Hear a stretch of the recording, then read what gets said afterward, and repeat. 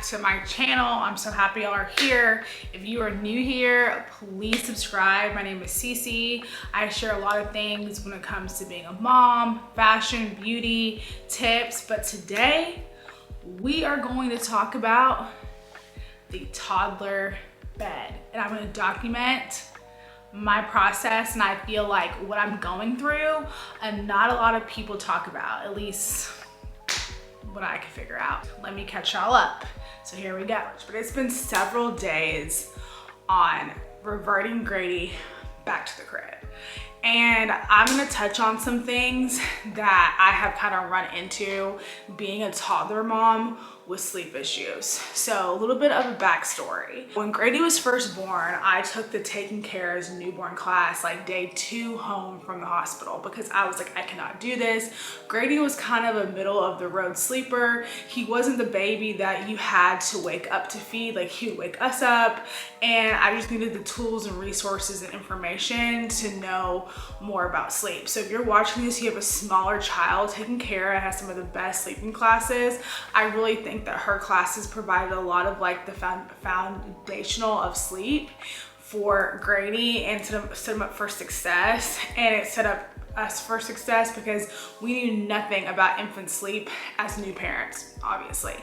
As the year progressed, Grady got better and better, and I didn't actually have to do the actual sleep training class. Like, she has a class that's like actual sleep training, and Grady started sleeping through the night around like 6 or 7 months, and of course he had some regressions, but then from like 1 to like 19 months he was completely fine. Like, his regressions really just hit him during nap time.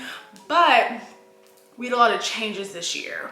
We sold our house in April, lived with my parents for about 4 months, and then moved into this house. And all those changes, I think, kind of affected Grady's sleep, plus just like the normal being a toddler, teething, changes, all of that. And Greg and I were kind of like, we don't really know what to do because he had outgrown those infant sleep practices that really helped him and helped us get him sleep in the night and nap time, and we really had to pivot. So I will share some of the things that I have learned.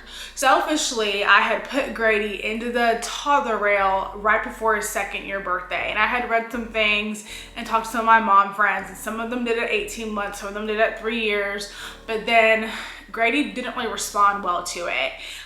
His sleep got way worse. He was waking up 5 or 7 times overnight, and he just like didn't know that he was supposed to sleep in his crib, I mean in his room, and he would always come to the door, and at this time he could completely open the doors.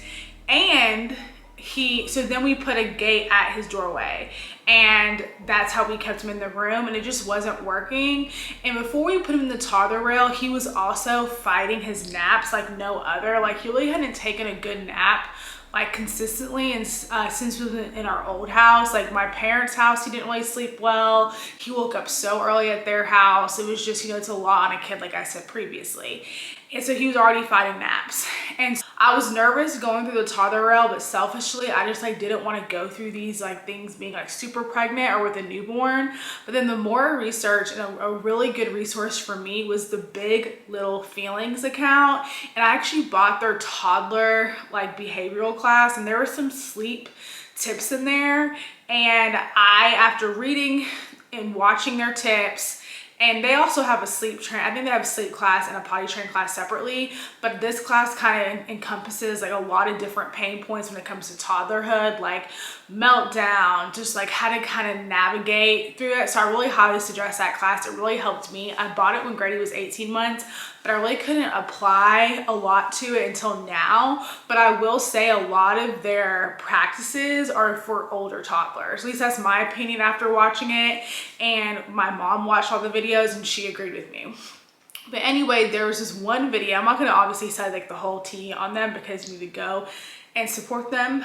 But I got one thing from it that I'm going to share, is that they told me through the screen that under 3 years old toddler shouldn't be in a toddler rail or a toddler bed. And they had really good reasons for it.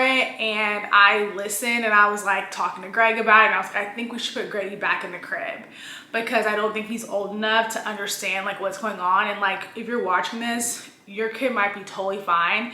This is just our journey and what we went through. And I just didn't want to like deal with it until he was 3. I talked to my other mom friends who did it before 3, and I was like, when did it get better? They said at 3. So I was like, okay.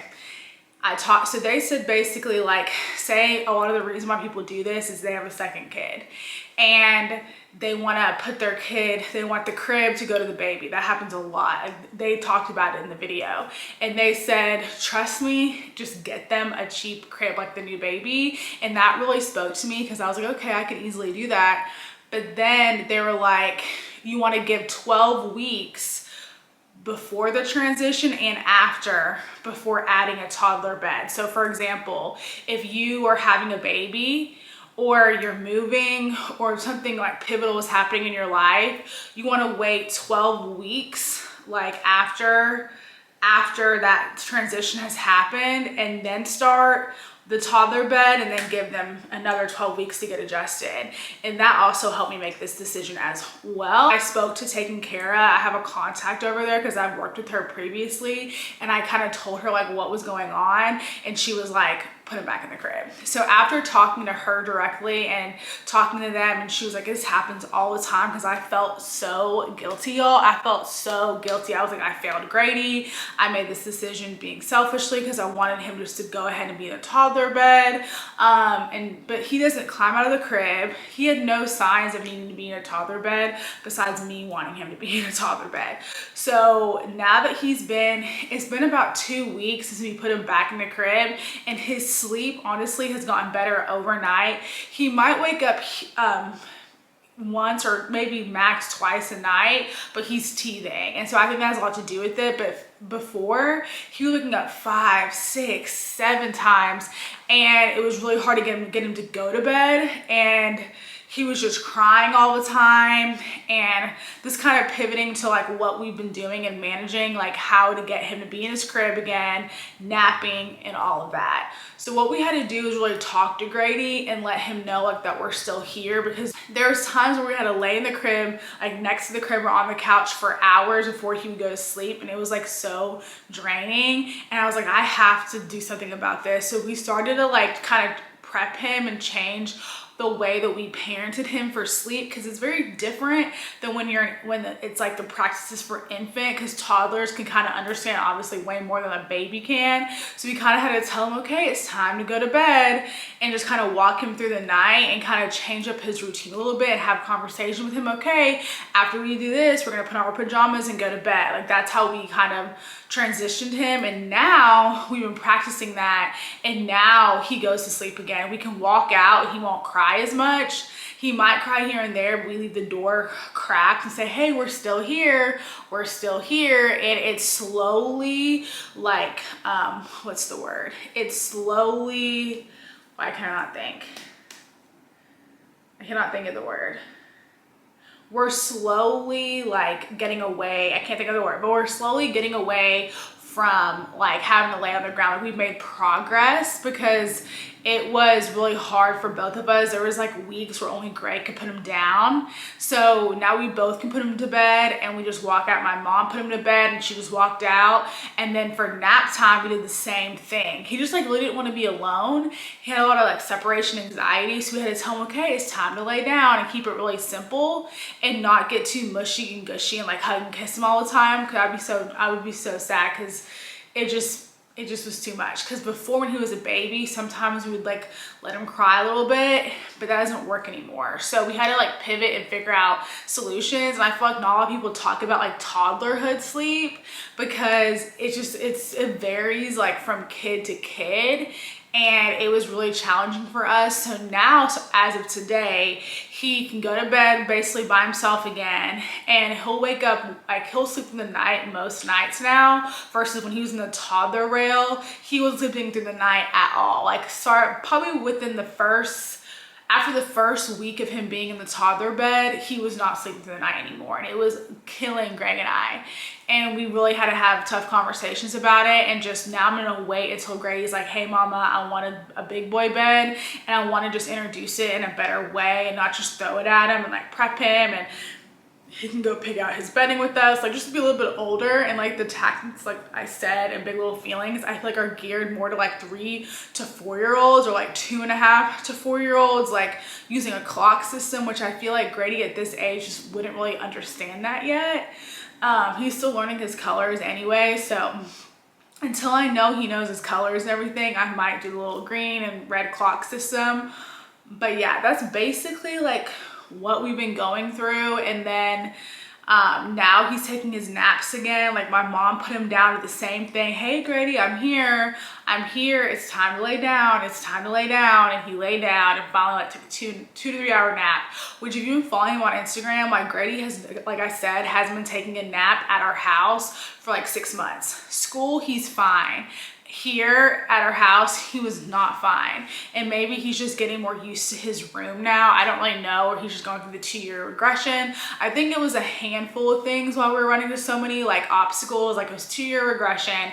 He's getting his 2-year molars like one at a time so slowly, and then putting him in the toddler bed too early. And this video is like not to scare anyone. I'm just like trying to like share our journey about the toddler bed. Like I said previously, your kid could be totally fine in a toddler. Like my neighbor put her kid in a toddler bed at 18 months and he's had no issues. But I just think every kid is different. I think majority of kids, after watching the classes and talking to sleep experts, really shouldn't probably be in one until they're 3. If you want the best outcome, of course you can kind of push through and kind of get them through it, but I'm so much more happier now that he is in his crib again, and his bedroom is upstairs and ours is downstairs. So really stressed this out. That's why we have a gate at his door and a gate at the stairs, like just in case. And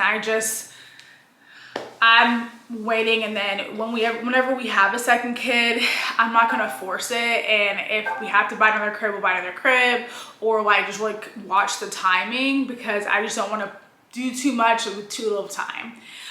So that's basically it. That wraps up this video. Again, thank you for watching and welcome to the new year. Happy New Year. I'm so excited to keep posting content on here throughout the year and just kind of document my journey, my life as a mom, and everything in between. Bye guys.